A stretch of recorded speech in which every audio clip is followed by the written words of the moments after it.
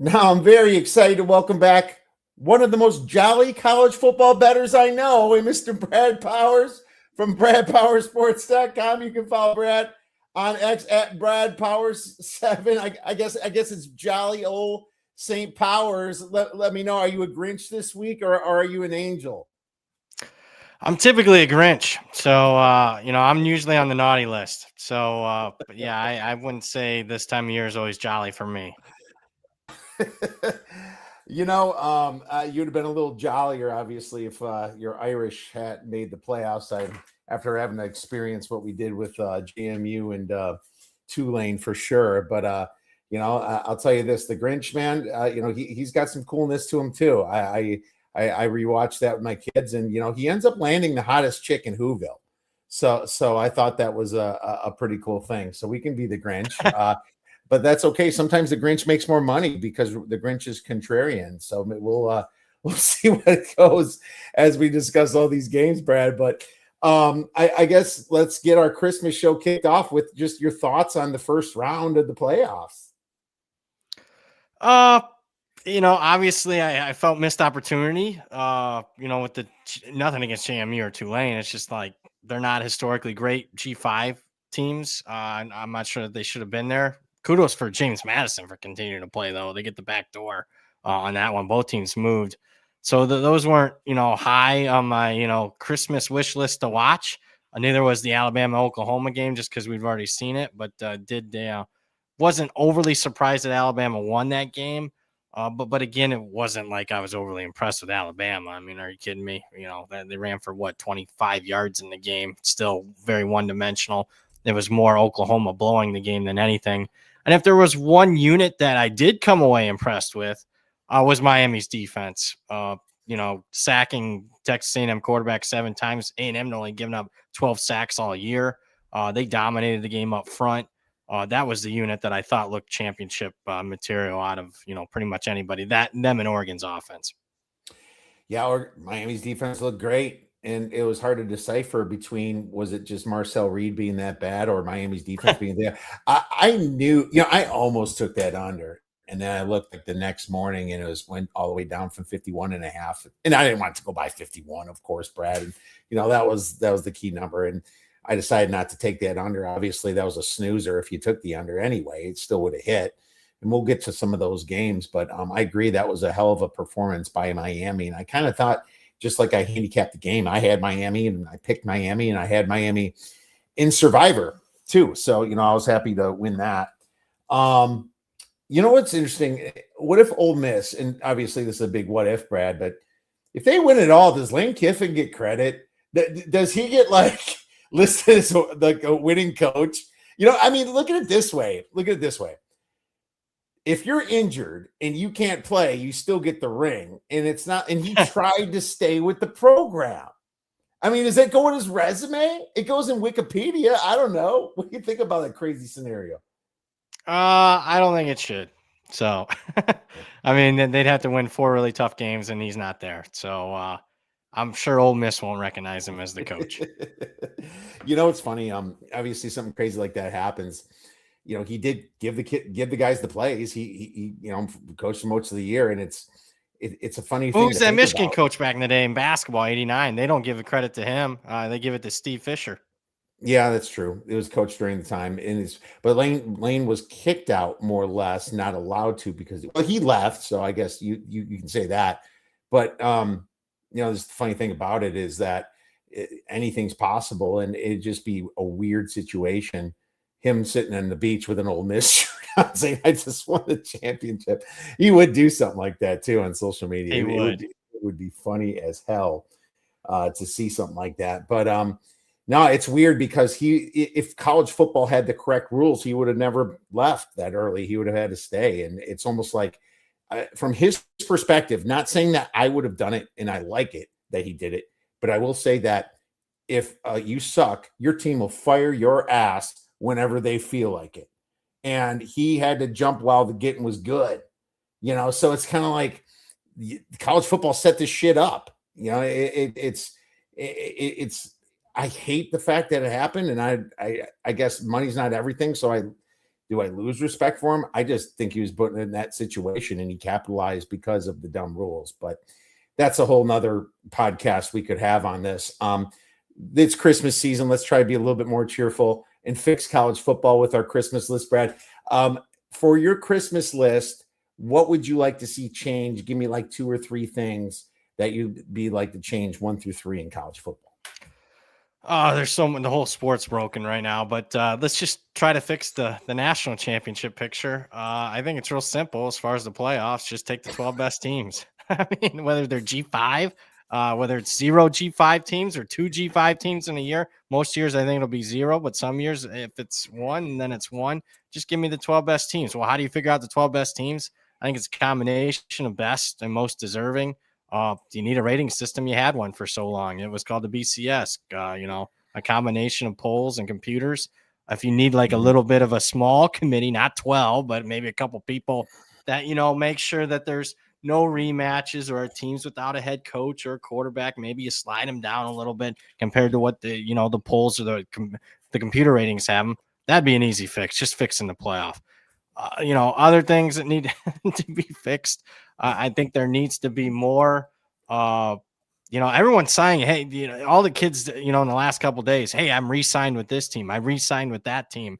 You've re-signed. What's the deal? Let's just, I'm not opposed to players getting paid, but let's put it all out in the open. A la the NFL, let's know what the contracts are. So if there's going to be a salary cap, and there is going to be one, supposedly 20 million, let's see how the rosters are built out as far as the contracts go. So those would be 2 fixes among 200 I can name. Yeah, and Andrew says a ring with a traitor inscribed on it. That if I was him, I'd still wear that one. That'd be fun. He would. And I have the same, a little bit different context here. I'll start with coaching hires not allowed till after January, whatever. Let's just at least put it after the Rose Bowl, because if you're making the semifinals, you're probably not leaving anyway, And I think that stops a lot of that stupidness.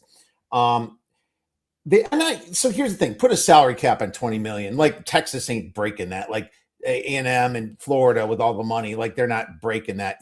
You see the Dodgers like paying guys even on the side with like their little LLCs. I saw some like a pitcher got like 30 million or something stupid. They're going to figure out ways to break that anyway. I guess you have to just put the fine out there and put bigger punishment up there, because we still need it, Brad. I'm just complaining that teams are going to break it like we saw for years.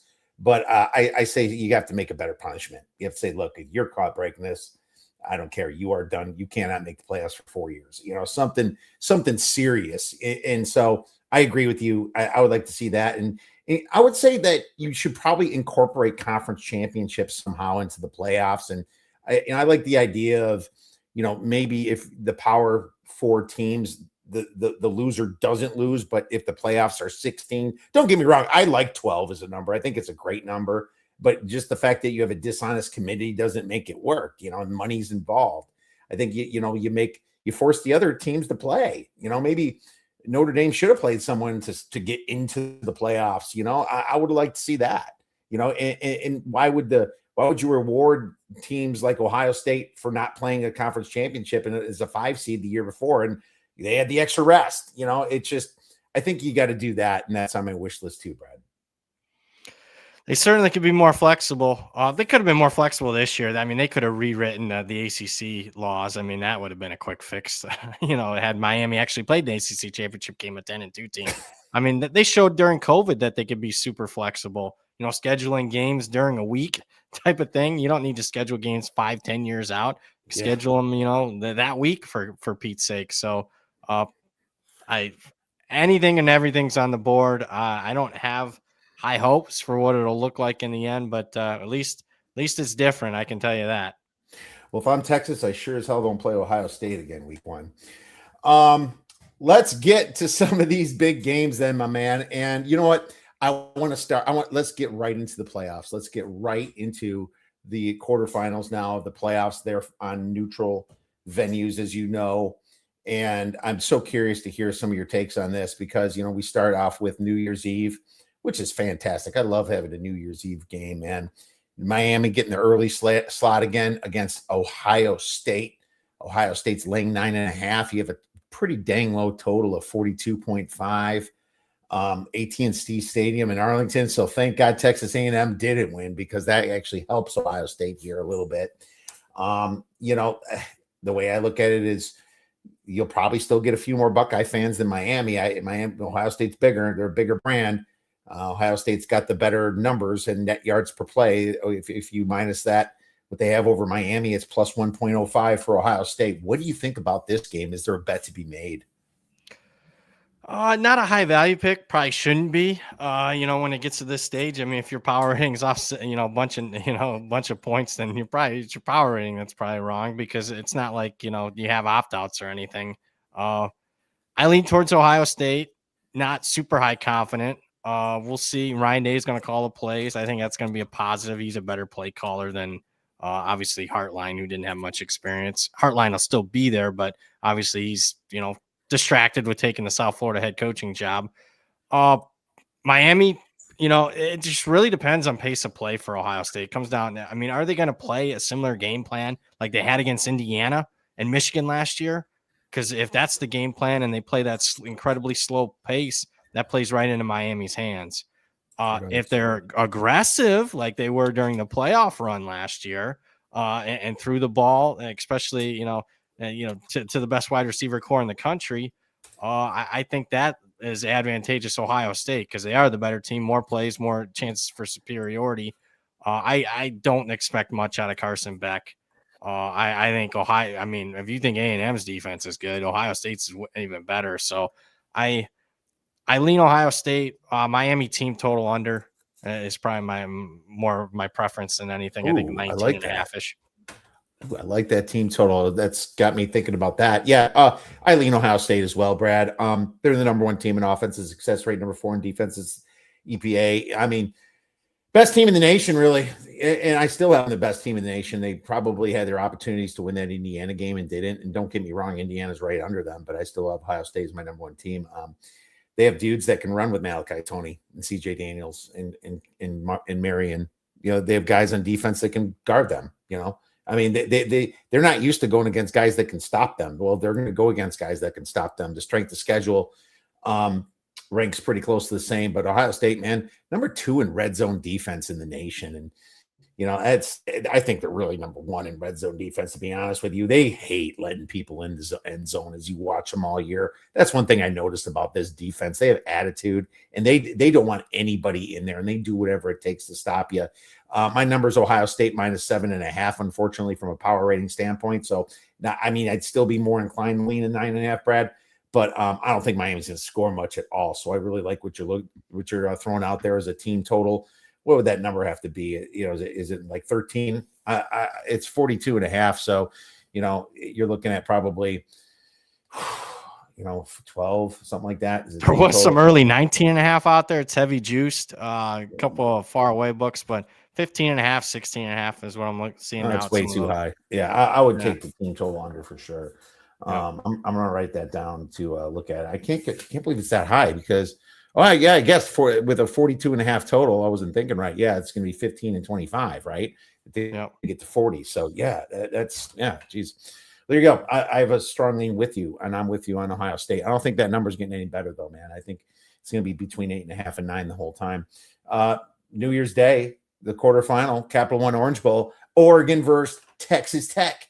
Texas Tech plus 1.5 total, 52.5, Hard Rock Stadium in Miami at the Orange Bowl. Brad, I'm really interested to see your take on this one. Starting with power ranking has a slight Texas Tech being favored. How confident am I in that? Not super, because Texas Tech played the easiest strength of schedule of any team in the Power 4 conferences. So they haven't really played anybody. So they're really taking up a step in class here. I liked what I saw from Oregon, obviously offensively against JMU. Did not like what I saw defensively. I don't know, man. Texas Tech's offense, to me, obviously they've gotten production, but they're not super explosive. They've dealt with quarterback injuries. I don't see them having an overabundance of a success here. Lean Oregon, but again, I'm going to go more towards the team total again. Now, those are the markets that I've gravitated to the last couple of years. I'm confident in Oregon's offense, especially getting healthier at wide receiver than what they've been. I like their team total over. I think you can find 26.5 out there. That's my preference in the game. Team total Brad Powers. Look at that, making the switch on us like that. When the lines get stale, you go to the team total. That's a good way to look at it. I mean, nothing's more key, in my opinion, than strength of schedule. 17th for Oregon, Texas Tech at 68th on Sagarin. It's not Texas Tech's fault. You got to play the teams in front of them, and they're blowing out teams. But the weakness of the Red Raiders, they don't run the ball as well, ranking 46 in rush EPA, and that's where you attack Oregon. The Ducks ranked 48th in opponent rush EPA. They're 9th in opponent pass EPA, so they kind of bait people in. And that back door last week, I'm so glad I was on the first half and not the full game. That back door just was there. There was scrubs in. They had their scrubs in, and that was probably a good coaching move on Danny Lanning. But there's a reason that I'm betting Oregon here, Brad. And you know what it is? It's pedigree. It's pedigree, because this is Texas Tech's first time in the dance. Don't get me wrong. They freaking deserve it. They freaking deserve the bye. But now Oregon's coming in as a really good seed here, and they remember what happened last year, and you got Danny Lanning, who's been there, and it's just about pedigree and being there. And I think that is the number one X factor in this game completely, Brad. I took Oregon on a money line at minus 115. I'm taking them at minus 125 too. That we're currently at, very widely available. FanDuel's Don't disagree. I think they're the right side. I could see if you're looking to bet some alts, this would be the game for me. Yeah, there you go. You can get some alts on that. It's just about being there before, and that's going to be the number one part of this handicap. Glad we have agreement so far. CFB quarterfinal at the Rose Bowl, Alabama at Indiana. You know what's funny? This is 6.5 and 7, where it depends where you're looking here. Our friends at FanDuel have 6.5, total of 48.5 at Pasadena, California.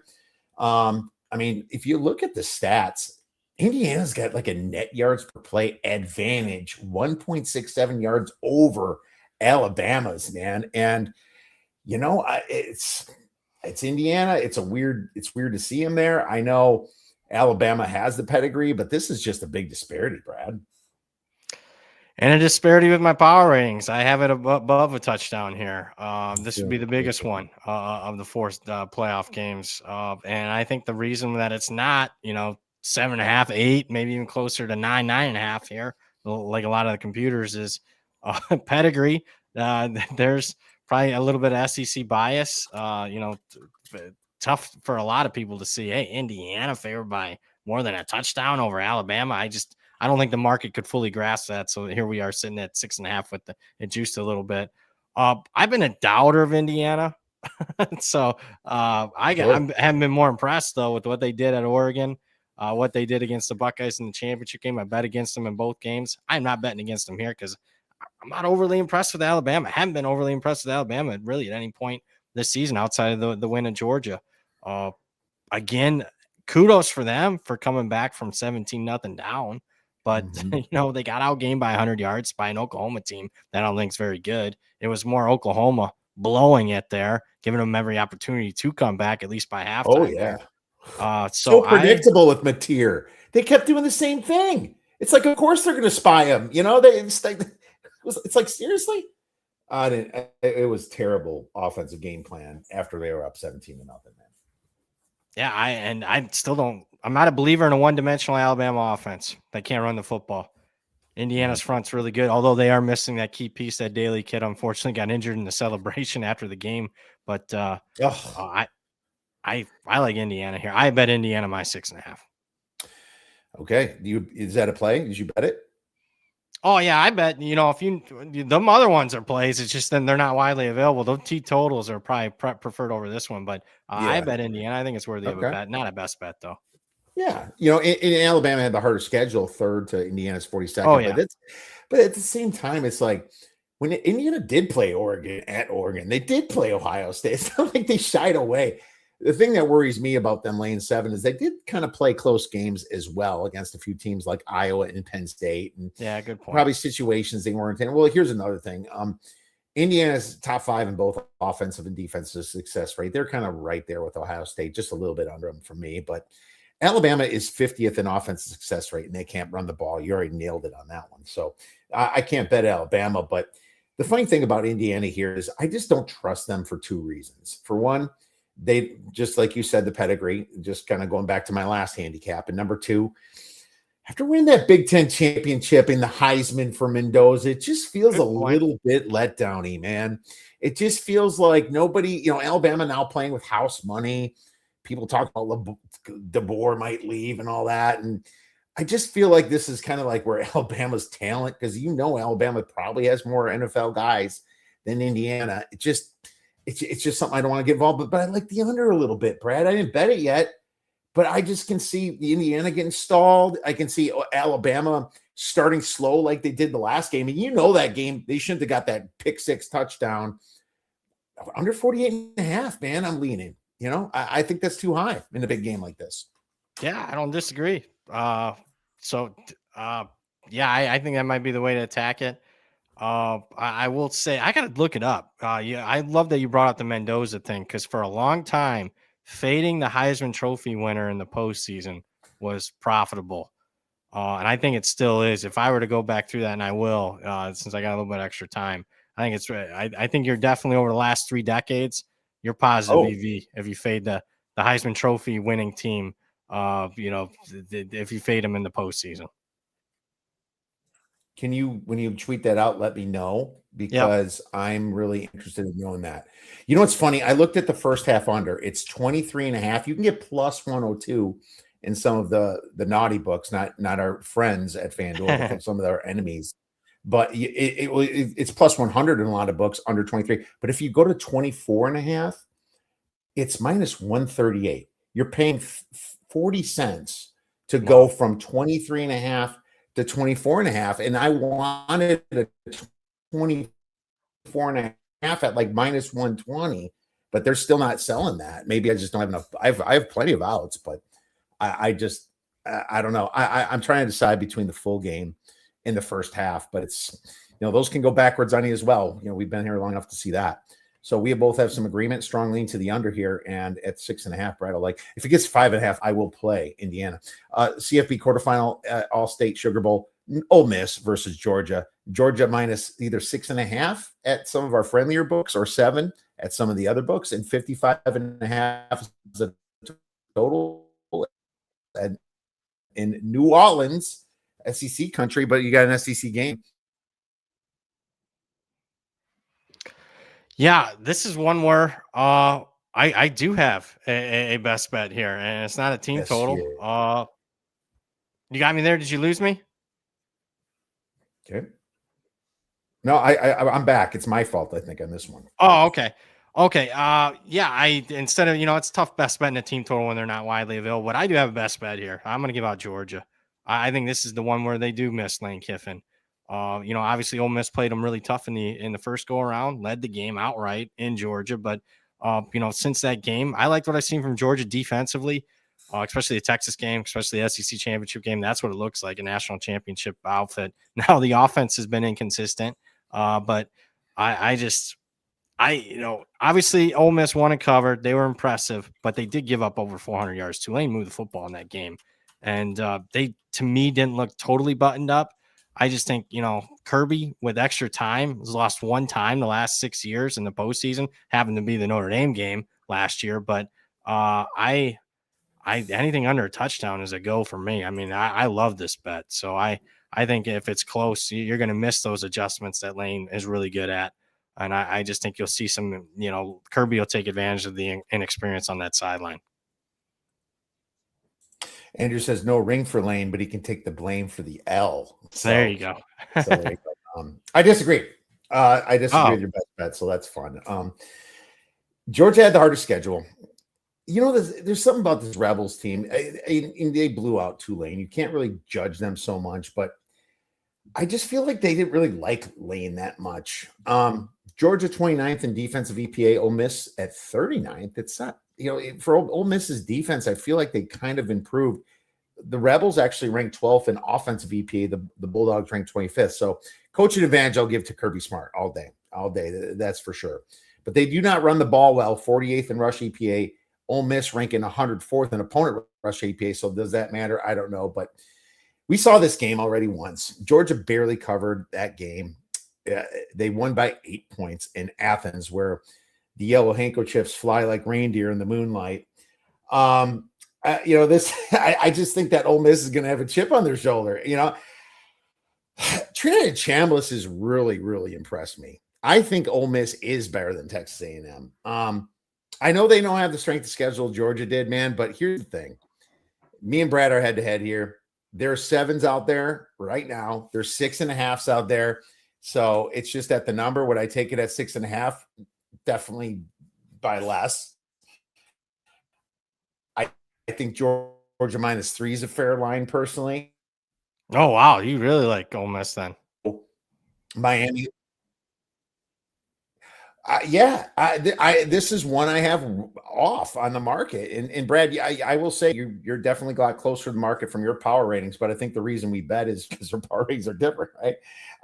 And other things, but I'm going to disagree. But here's the thing: I need to win. I need Georgia to win because I picked Miami and Survivor, and it's one of those Survivors you got to pick 2 a week, and I have to pick Georgia this week now because I had Ole Miss last week. So I still need Georgia to win, but I just need Ole Miss to cover so I can double up on that. But hey, man, fun already starting with a head-to-head. Brad and Kiev. I'm the Grinch right now. Brad's the angel.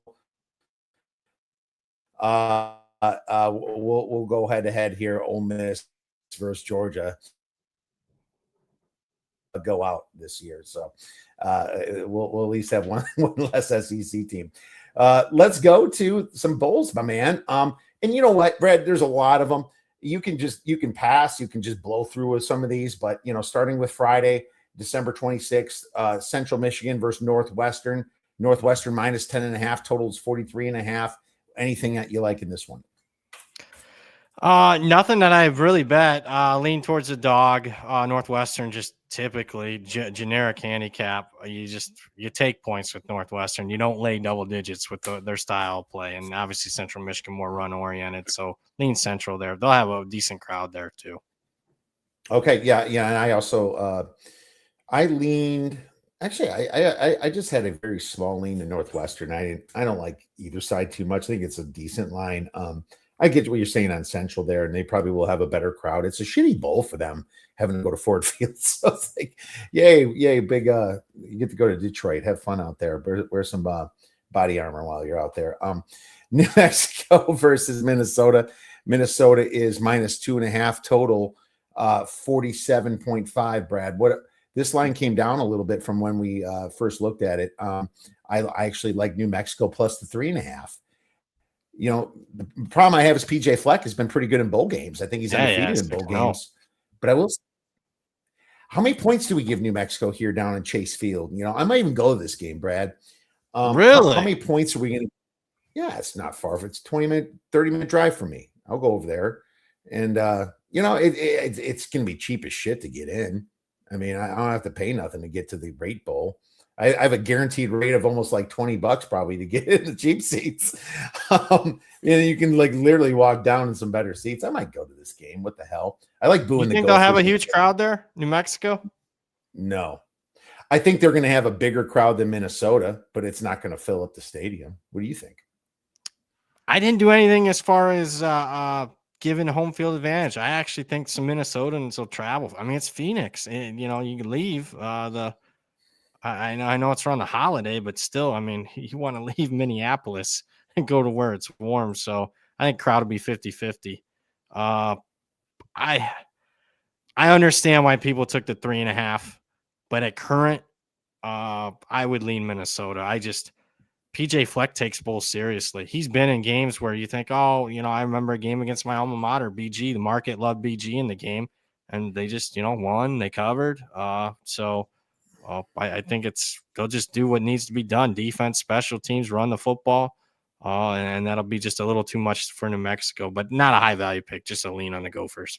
Yeah, and I got 3.5. It's 2.5 here. I still like a smaller play in New Mexico, so slight disagreement there. But I thought New Mexico played a damn good sky. I thought they were actually the second best team, maybe even first in the Mountain West. That just didn't make the championship game, Brad. I really like this New Mexico squad, but is it as good as a Power 4 team like Minnesota? Well, Minnesota, they have not been good away from home this year. So slight disagreement on that one. I like New Mexico. Let's go. Quick question. Andrew wants to know, is Western Kentucky worth a look here? Now that they flipped to an underdog role here. I was wondering about that because I kind of like Southern Miss when they're up in the 4.5, 5.5 range. And that was my beer bet banger with Southern Miss at plus like 200 or something last week. But what do you think now that's flipped? Probably lean Western Kentucky now that it's flipped. Numbers do matter. Looks like this game, Louisville-Toledo, might actually where the number matters since that game got out there. I understand why Southern Miss took money. And now close. I think I'd wait closer. We got 2 hours here. See if a Rogue 3 comes up. I mean, that's definitely worth a bet. But my numbers are going to lean Western Kentucky at current. I actually have a pick 'em myself too. That's my perfect numbers, pick 'em, but I just didn't trust, opt-outs and Charlie Huff leaving. Remember we did LaMarshall last year. I just couldn't trust it early enough to bet it. But yeah, I mean, now it's flipped. I'll see how far it goes. Maybe it goes to 3.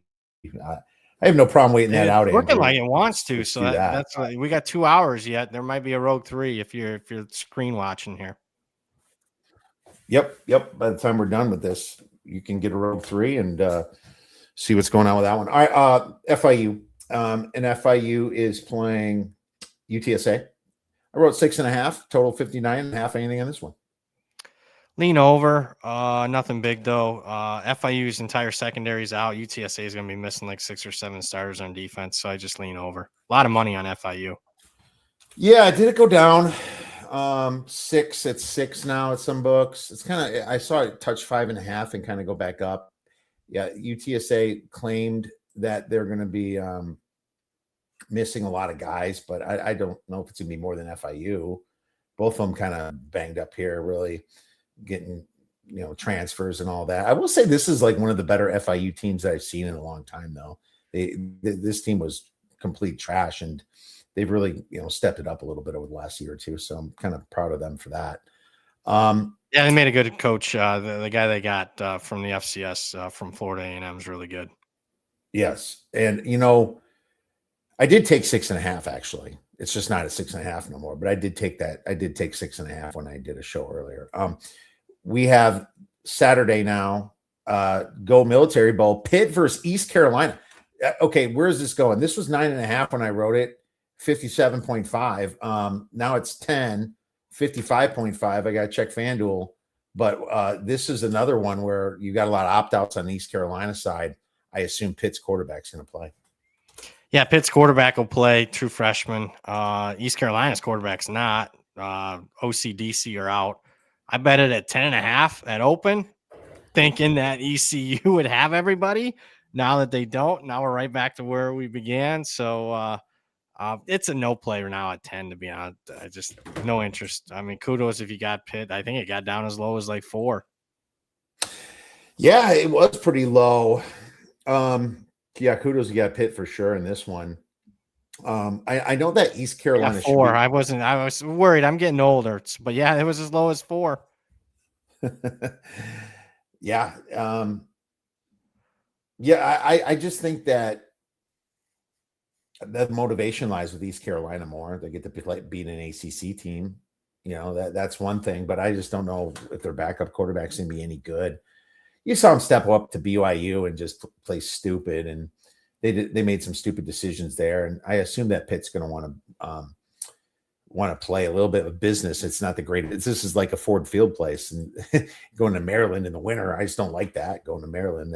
But maybe they make it a little bit more about business. But Pittsburgh keeps their coach. They keep their quarterback. Their quarterback had a pretty good season. Whenever they stepped up and played like Notre Dame, that's when they looked like shit. I mean, Pitt's stats look really good. I feel like they're a bully. They just bully like the smaller schools around. But when they play Miami, Notre Dame, they get smoked, So they're kind of that bully school to me. Agreed. I lean under 57.5. That's about it. Bad Boy Mowers, Pinstripe Bowl, Penn State versus Clemson. Clemson. Is this still 3.5? 3.5 on our friends at FanDuel, right? 48.5. And Brad, I took Penn State. I took Penn State because of a couple different reasons. I believe that Clemson's actually got a hell of a lot more opt-outs, and than I've seen in the past in some of their bowl games. It kind of blew my mind a little bit. I was like, wow, normally Dabo keeps most of the guys together, but I think it's a lot of the injuries too that they have. There's a ton of guys injured, and I always check Stuckey's article every single day, multiple times a day. He does such a great job with that and updating it. But I look at what Grunkmeyer did, and it wasn't any worse than Aller. As a matter of fact, he played the tougher teams than Aller, had the better completion percentage. If you're Penn State, are you going to Virginia Tech? No, you're not leaving Penn State for that school. I feel like some of the kids that are staying there are just Penn State guys, and they're cool with it, and they're probably excited for Matt Campbell coming in. I took the hook. At current, I would lean under with so many opt-outs because, I mean, obviously, like you mentioned, Clemson's going to be down at least 10 starters in this game, and I think like 27 overall. So, yeah, they're a shell. Penn State's had a few opt-outs. I think it'll be more as we get closer, like officially. Like a lot of those guys won't play. So, I haven't looked at the weather yet, but, I mean, you're talking, grass, Yankee Stadium, late December. No, backups playing probably look more like an NFL preseason game under 48.5 for me. Okay. I like that. I'll write that down. Under 48.5 makes sense. I feel like Penn State should have more fans there too. I don't know. Close. Oh yeah, absolutely. Penn State's got a huge alumni base, on the East Coast. Not that much, but somewhat. So 48.5.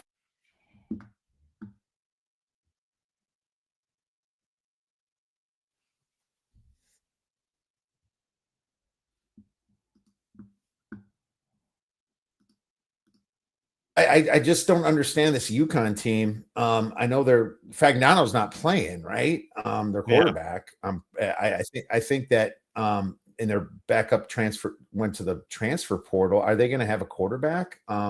Is Nick Evers going to play? They have a ton of guys in the transfer portal because their coach. I've heard they're going to be down a quarterback 3 or 4. And same with me. And you see all these guys, these starting right tackle, left tackle, guard, literally with all the snaps, how are they going to play this game? I laid it with Army, dude. I still would lay it with Army. You could have gotten a nice plus sign next to their name when it started. But sure. The best piece of advice I can give anybody, I'll teach you to fish instead of catching, instead of here's a fish, here's how you catch the fish. Bet Army, Navy, Air Force. Whenever the Bulls lines come out, they're 18-3 straight up, 18-3 against the spread since 2013. Basically, when Bulls started becoming less and less. 18-3 ATS. That is great. Wow. Yeah, as Bulls became less and less and less meaningful, you know what you're getting from the service academies. You're getting all in effort, no transfer portal. So I like Army even after it's moved to touchdown plus. And that ATS number is after guys like you and I and other people have been betting on them. That's against the closing number, right? I mean, that's an impressive ATS. Yeah, that's against the closing number. That is very, very impressive, man. That is, I'm excited for this Army game, and I think Army's going to do a fantastic job. Let's move on to the next one here, and we have, sorry, wrong screen. Pop-Tarts Bowl, I believe. Georgia Tech versus BYU. BYU minus 4.5, total 56.5. Anything in this one? I originally bet BYU, but obviously the number long gone. I'd still lean that way. It looks like all hands on deck for them. Georgia Tech's missing their OC, maybe a couple other guys, but the majority of their guys are going to play too. It's going to be one of the better non-playoff bowl games, but I lean BYU. I just, if everyone's going to play, I expect them to be locked in pretty good here. My number's BYU minus 3.5, though. I don't know if my number's right, but I will say that, and you got a better number. It's a weird thing about Haynes King. He's the best. I think he's the best player on the field, probably. Yeah, he's like a poor man. He's a poor man's Josh Allen, and I could see this back door just being open for him too. It's just, I get it. And my number's 3.5, but I just can't make a play at this number. I even lean Georgia Tech at the 4.5, but no play for me. What about the Snoop Doggy Dog Bowl in Arizona and Tucson with Fresno State laying 5? think they're still at 5. Total's 41.5. I better check that because I thought I saw it move here. 5.5. Total 41.5. I'll tell you right now, Brad, I laid Fresno. This is a situation where I just love the fact the coach is doing a great job there. And Miami, Ohio, they're not even on their original quarterback there because he quit on the team, Daquan Finn. I loved your tweet that you made, quitting for the NFL.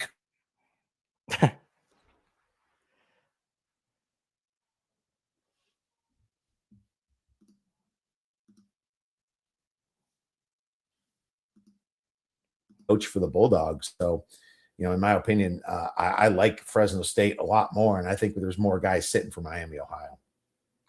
Yeah, a lot of key guys too. We're talking like their best offensive lineman, top wide receiver, top defensive lineman. Guys. Quarterback's obviously going to move it the most, but man, more than what the market's reflected so far. So you're in lockstep with me. You can still lay 5.5 friends at FanDuel. I think that's worthy of a bet here on the Bulldogs. All right, lay it before you hit 6 because I think it will very soon. Isleta, New Mexico Bowl, North Texas versus San Diego State. This is +3 now, I believe. 3. No, it's back 3.5. It's 3.5 at FanDuel.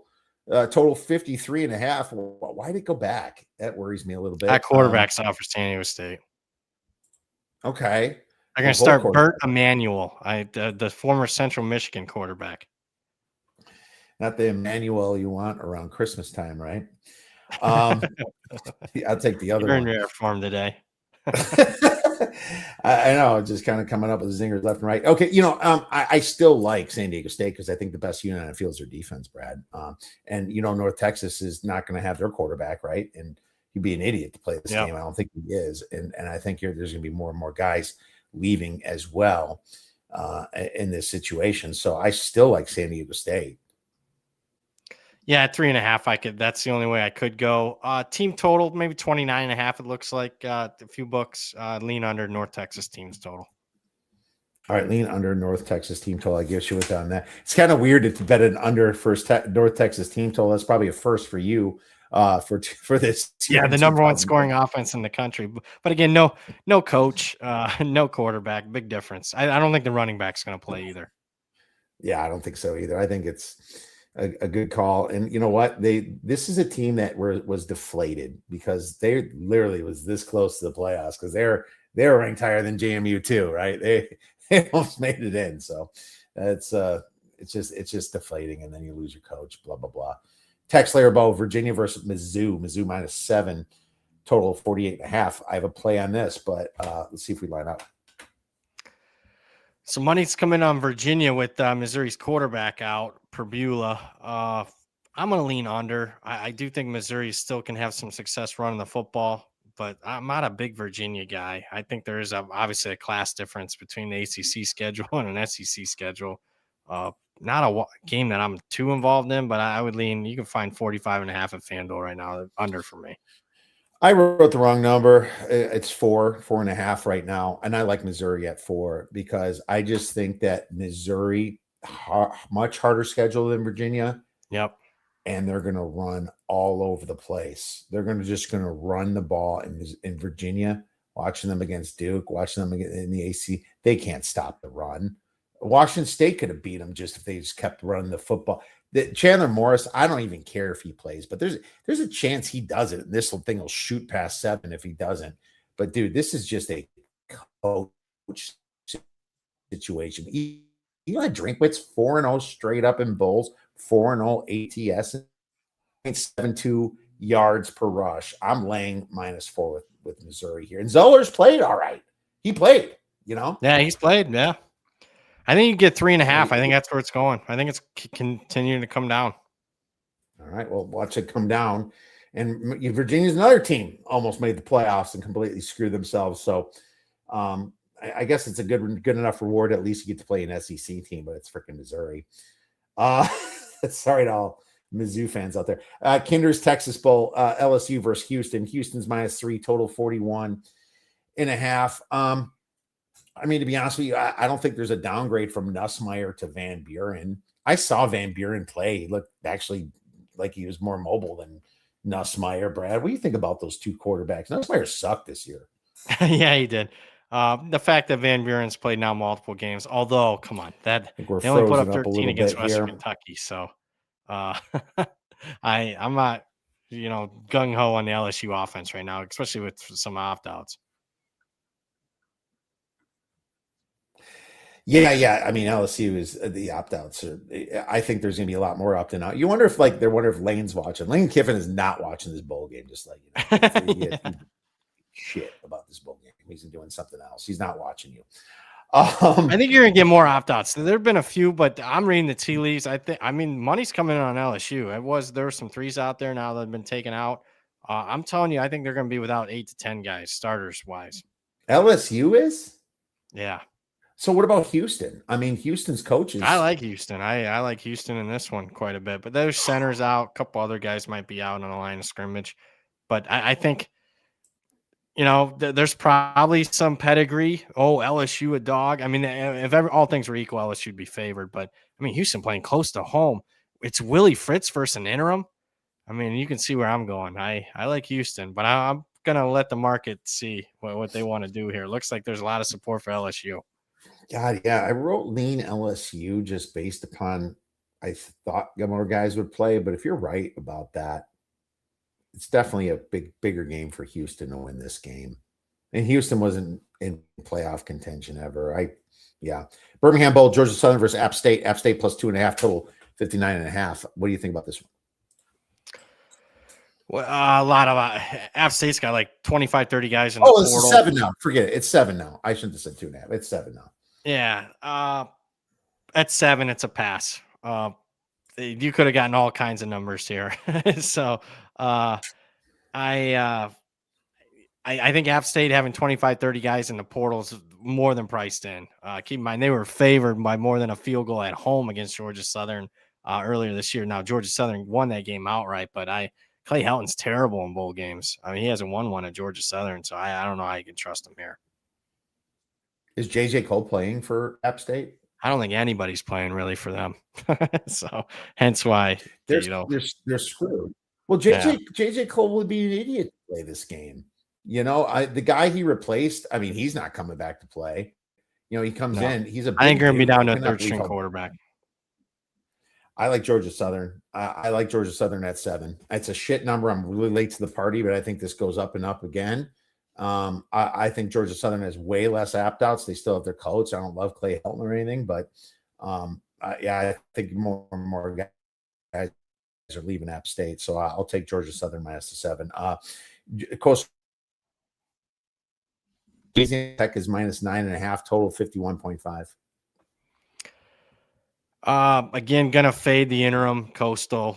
Carolina without their quarterback, with an interim coach. Louisiana Tech, though, does have some key opt-outs for them. They're not a team that I'm running the window to lay 9, but they played a backup late in the season. That backup was running like for 150 yards in the last couple of games. I think his name is spelled Kukuk. I think he's a pretty good quarterback. So lean La Tech.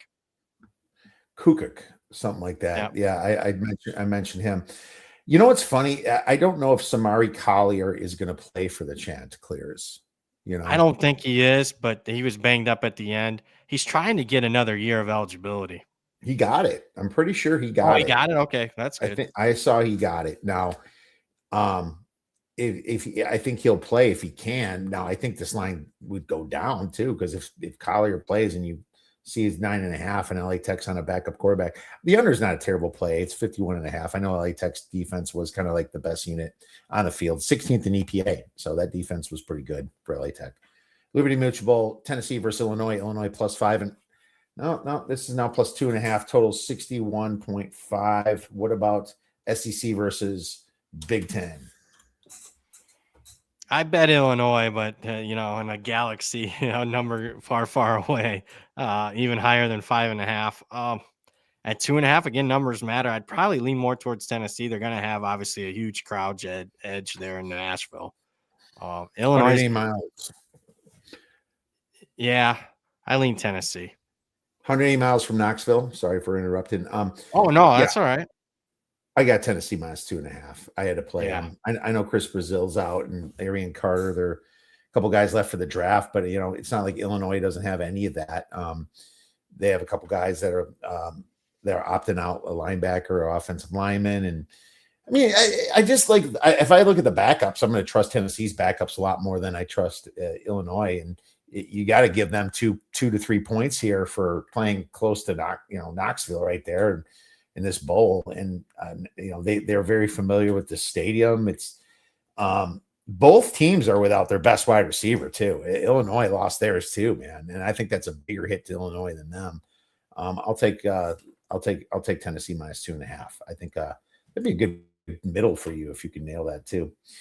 The Alamo Bowl, USC versus TCU plus 6.5, total 55.5. Brad, this one's kind of been bouncing a little bit back and forth and up and down. Obviously, Josh Hoover with the big announcement that he's leaving, but you got Malachi Lemon, and the top two receivers really for USC's not playing this game, and I wonder.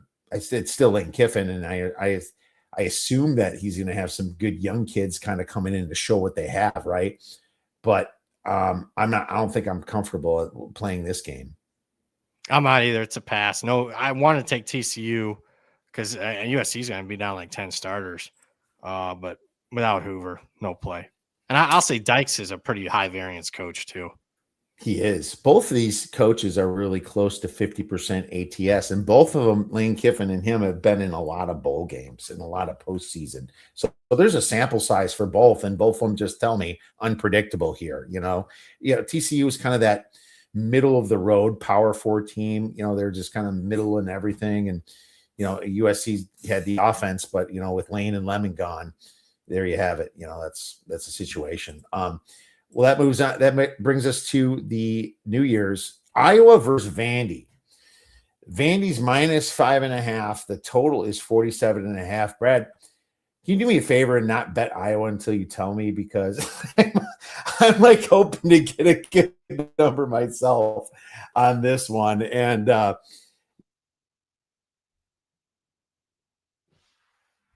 wants to fade Diego Pavia, man. And I'm unfortunately in line with that as well. I want to fade Diego Pavia. But is this line going to kind of get to 6? Is it going to get higher? Is people going to bet Vanderbilt? Iowa just plays close games with some pretty good teams this year. Oh, I think Iowa is one of the more underrated teams in the country. I got them in my top 20, my power ratings. I mean, they're a couple plays away from beating Indiana and Oregon. I know those games are at home, but my goodness. Yeah, I think you shop right now. There's a few 6s out there. That's my number for me. That's a go. And by go, I mean best bet Iowa. All right. Look at you.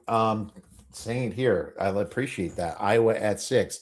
I have them tied for 20th in my power ratings with BYU, actually. So I'm right there with you. Top 20 exactly in my power ratings. I'm going to go with you too. I'll add that right now. Best bet at plus 6 for the Hawkeyes. I'm with you. Michigan, Texas minus 7, total 48.5. I mean, Sherrod Moore, I'm sure Michigan fans are sick of hearing about that. You know what sucks is like they didn't like him anyway, and now they have to deal with he's a Michigan coach. The guy was an absolute idiot, and this whole, we can have a podcast about that whole thing too. But Texas laying points always sucks because if they play a motivated defense, it's always a close game. You saw the shit against Kentucky that we had to endure. You saw Texas play teams that they should have been blowing out. Even Vanderbilt came back on them. I don't know. I don't want to lay points with Texas, but maybe you have something better than me. I got nothing. There's way too much. Texas got like 10 guys out, 6-7 guys on defense alone. Yeah. So who knows with Michigan? Looks like a lot of their guys are going to play, but again, too much. We get closer to kickoff. And keep in mind, this is over a week away. Maybe we'll get some more clarification, but right now, no. Hell no. Did I miss a game? No, we're good. Sun Bowl. Okay, who's in the Sun Bowl?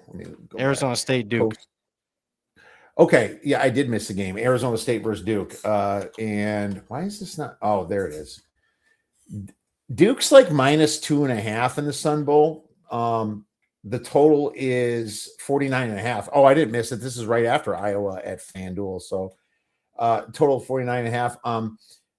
Benz is playing for Duke, and Arizona State's without Levitt still, and they have that backup. But man, I think they also lost their top wide receiver at Arizona State too, and he's going to the NFL, I believe, Brad, right? Yeah, Tyson is there. I'll have to double check, but I think like Arizona State's going to be one of the more depleted bowl teams. I mean, they're going to be missing 10, 12 starters. So I like Well, Duke quite well, a bit. Kenny Dillingham asked us for money. I kind of felt bad. I was They like, should have sorry. asked for money for these kids to play in this bowl game, but I was just needing clarification that Menzo was going to play, and he is. So that's enough for me, Duke. Funny, I was really impressed by Duke's, not just their offense, but their defense against Virginia that last game. And do they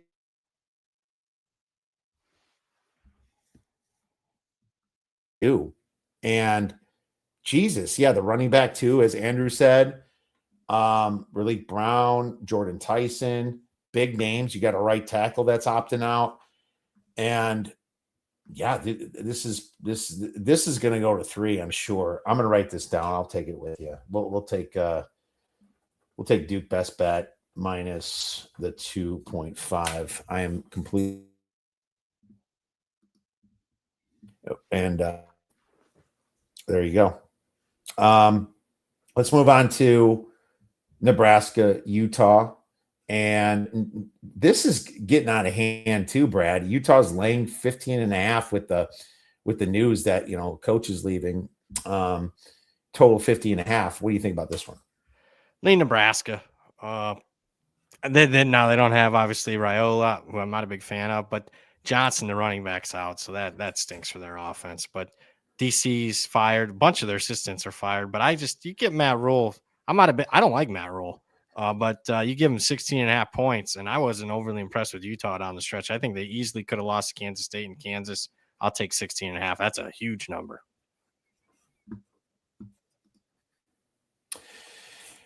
Whittingham is a solid coach, and it's a big ass number, but man, this Nebraska team is weird. I remember when they lost their quarterback, I bet UCLA and freaking got my ass kicked by them. And that's just how bad UCLA is. Then they go to Penn State. I doubled down and bet Penn State at least won the bet back there. But it feels like Utah is probably going to put a little playoff aggression into this. I think they're a team that, in my opinion, deserving wise, not necessarily power wise, out there, they were on the fringe, Brad, of my power ratings. Deserve to be in the playoffs, and if you watch that, no one's talking about this, but if you watch that game against BYU, that targeting call was what changed the game and won it for BYU. It was a freaking call. That's what it was. And it was their best defender. And he had to sit out the first half of the next game too, I believe. But that was BS. And I think that Utah could possibly win by margin. So I'm going to stay away from this one, but I'll watch this line here a little bit and see if it marinates and see if that changes. Miami, or we already talked about the playoffs. Let's move on to Rice versus Texas State. Texas State, and this is on January 2nd. The total is 59.5. Texas State laying minus 11.5. What about this one? I'll pass it current. I did bet Tech, full disclosure, or Texas State. But it was a number that had a single digit next to it. Most of their, again, this is a week and a half away, so we'll see on opt-outs. Rice should be relatively excited to be there. Texas State's so high variance. At times they look like the best team in the Sun Belt. Other times they look like the worst team in the Sun Belt. They played in a bowl game, these two, just a couple years ago. Texas State crushed them. 11.5. I'm not a big guy who wants to lay 11.5 in a bowl game. Neither do I, but I did lay 9.5 when it was out. So yeah. Too. I had a much better number on this as well. I bet this on December 8th, and I laid 9.5 on FanDuel. And yeah, it went up. This Texas State team was one of my most frustrating things because they always had very close spreads, and then they would always choke at the very end, Brad. They were killing me on that. And it was all year. And then finally at the end, they put it together, and they're like, we're not going to lose. And they had a hell of a finish to the year, and I think this is just like one of those recruiting grounds type, in-state rivalries there. And I think that Texas State's gonna certainly show up here. So, where's the Armed Forces Bowl at again? It's at Fort Worth, Texas. You'll get a good crowd. yeah. I think you're gonna get a crowd from both sides there. So there you have it. Rice versus Texas State, and mostly Texas State there for sure. Navy versus Cincinnati. I mean, you already kind of showed your tell on that 53.5. Yeah. What about 6.5? I mean, it's minus 124, but I mean, what do you think about Lane? I can only look towards the Service Academy. Yeah, I just with Sorsby out and a bunch of other guys out, their whole secondary's out. And keep in mind, secondary out against Navy shouldn't matter, but Navy throws a lot more than they used to. So Heidenreich, their all-time leading receiver. Navy for me, they'll be locked in. Where do you think Sorsby goes? It's a good question. He's, people think he's top 5 quarterback in the portal. I'm not a huge fan of him. So he was bad before, and then he kind of just shined here. I've heard Texas Tech is, I think, the school that I've heard the most. Okay. Texas Tech might snag him, huh? Kind of just reload. Texas Tech's the transfer portal king now. That's what they're going to do. They're just going to hijack your school. Watch out for your wives and your children there. They'll be putting them on their bill. So yeah, I agree. Texas State, I'd still lay with, I would lay with Navy. I think Navy, the Service Academy, is going to be completely motivated here. Very few opt-outs, in Cincinnati probably doesn't even care about being in this bowl, Brad. It's a number you'll never get to on any power rating. This is just literally, how this game is going to be played out. I think, in Cincinnati should not care so much about this bowl themselves. I mean, if it was all equal power rating, I mean, yeah, you'd have Cincy favored. Oh, that's what I'm saying. You got to throw away your power ratings on this. It doesn't matter. There's just too many people opting out here, right? And God, if you look at Stuckey's list, it is Brandon Sorsby won't play. Starting safety, two, but both over 600 snaps. 3 starting safeties. The guy with 500 snaps ain't playing. Starting quarterbacks out. Backup corner. Dude, they're not even going to have a secondary. Now, don't get me wrong. It's not like Navy throws the ball that well, but once that running back breaks into the secondary, he's going to freaking hit pay dirt, my man. This is and the quarterback running there too for Navy. I lay it with Navy too. I agree. Wake Forest, Mississippi State minus 2.5, total 54.5. Brad, this one's interesting.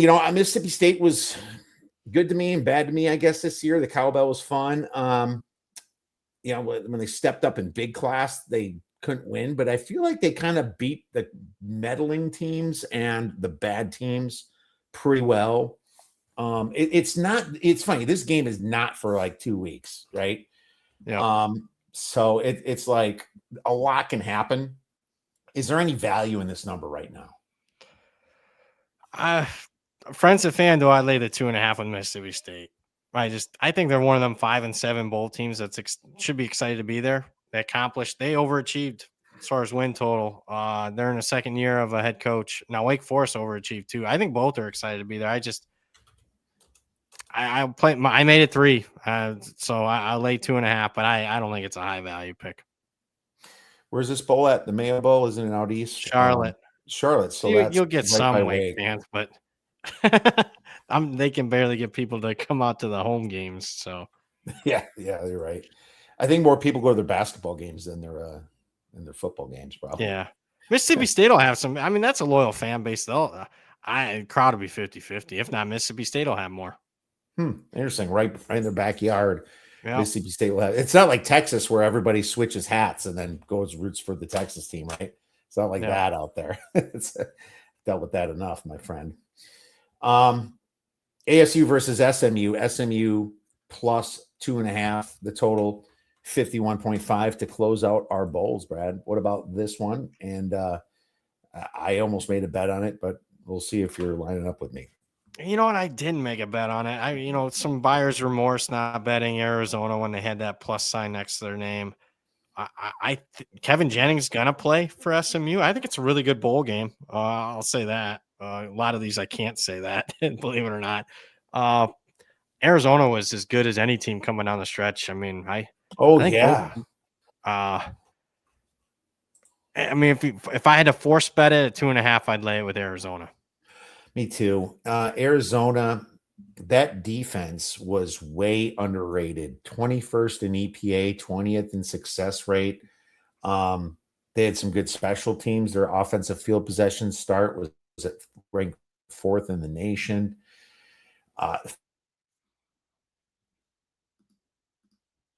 Fita is like he's kind of like one of those gadgety quarterbacks that'll come in the NFL and just kind of like wait and see. But the dude could be like a Kyler Murray, at least a good version of Kyler Murray if he comes in. He needed this year really because without T Mac, he looked absolutely terrible last year. And the kid really performed this year. He's going to get a shot in the NFL, but I'm thinking that this is going to help him to get into the NFL, Brad. I like Arizona too. I do have buyer's remorse as well because I also did not take the plus sign when it was there, but you're still at under 3. So I'll find a cheap money line. How about that? I'll find a cheap money line. There you Arizona. go. That's what we'll play. You got time. I mean, again, 2 weeks here, but it's a good one to close it up as far as the regular bowl matchups. 100%. All right. Well, let's get to our next segment then, my man. Who's in the national championship game? I went chalk a lot on some of these games, but I'll go a little bit of surprise. I'll take Oregon as a surprise to, obviously the 5 seed beating the 4, although they're favored over Tech. But I got them upsetting Indiana in the rematch and then playing Ohio State. With Ohio State winning it. That's my pick, Oregon versus Ohio State. Here's the thing. I mean, my power ratings have Ohio State winning it, but it just feels like this year's landings. There you go. But here's the thing. If I get there and my survivor's there and there's a bunch of people left and they're picking Ohio State, I'll probably have to pick Oregon there anyway. And it's harder to hedge when you got the favorite, and you got to, hedge that survivor.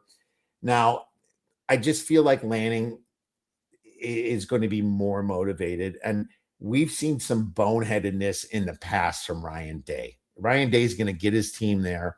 He's going to have a pretty hard – it's going to be hard to get there. I actually think Indiana is a little bit more ripe from the taking because they won. So I just think that Oregon can beat Miami. It's a nice revenge spot for Oregon too and just kind of finish it off. And yeah, Oregon defense is what worries me the most. But I'm with you, man. I mean, power rating, and if you put a gun to my head, I'm going Ohio State. But – I might pick Oregon. I'm just saying when it kind of our next segment in Beer Bet Bangers, Brad. Any plus money bet that you like this week or any week, really? College football, could be any sport. Yeah, I like you can bet at FanDuel. I'm going to get a current number. I don't think it's moved too much, but you can bet to make the championship game.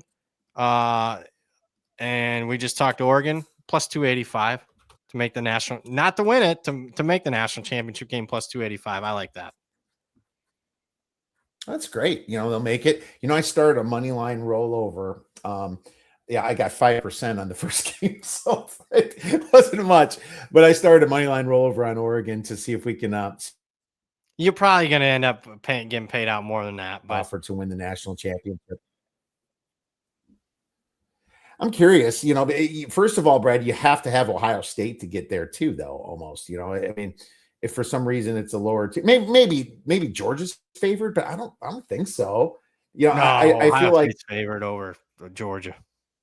Oh, no. I mean, like if it was Georgia versus Oregon, you're plus okay. money. No, I think Oregon could possibly close to pick, but I mean, my power rankings right now have Oregon favored over Georgia. Yeah, mine have Oregon by a point or two ahead of Georgia too. So it's like my mechanical parlay won't be quite as good, obviously, if it's that. And that's kind of like what people never talk about. They always say, my line roll over this, my line roll over that. You can stop at any time. Well, I'm not doing it to stop, first of all. And number two, if it doesn't break your way, it's not going to work out well for you. As a matter of fact, Ohio State's money line rollover wasn't so good last year. So you could have got a much better number on their future last year, if you remember, like before the playoffs started. So after that Michigan game, you could have got a great number for them to win the Natty. But that's what we have. Brad, you're the best, man. Christmas spirit. Hope you're going to enjoy the holidays coming up this week. Where can our listeners get your wonderful information and plays? Well, first off, very Merry Christmas, Happy Holidays to everybody out there, and some of you guys won't see it till after the New Year, so Happy New Year as well. You can just follow me on Twitter, X, whatever you kids are calling it. Brad Power 7 is the handle, Brad Power 7, and that's it. Have a very Merry Christmas. Enjoy these bowls. You'll enjoy them more than me because I'm Scrooge when it comes to some of these bowl matchups. Especially this Louisville Toledo game. If I sound a little, I'm not too happy right now because I laid 6.5 yesterday with Louisville. Closes 12.5, and I don't think I'm gonna win. Just give it time, my man. I'm on Louisville as well, and I don't have the best number. And I'm just it's the beginning of the third quarter, but I might turn into the Grinch as well if that comes through. But when it comes to Brad coming on the show, he turns into an angel. Thanks a lot, Brad. We'll be tweeting, and best of luck to you this weekend. Thanks for having me.